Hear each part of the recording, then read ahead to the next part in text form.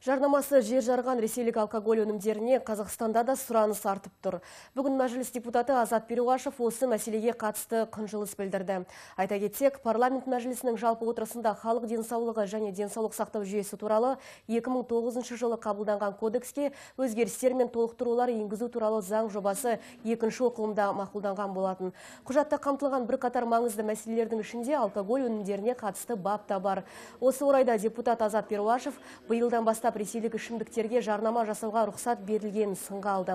Соның салдарынан 2004 жылдан бері алкоголь өнімдерін жарнамалауға тыйым салынған Қазақстан жұртшылығы ресейлік бұқаралық ақпарат құралдары арқылы сол жақтың өнімдерін тұтынуда дейді ол. Сондай-ақ депутат соңғы кездері орыс арақ шарабының тасасында қалған отандық алкоголь өнімдері сұранысының төмендеп кетуіне де алаңдаушылық білдірді. Бұл жарнамаға рұқсат тек ресейлік алкогольне беруде.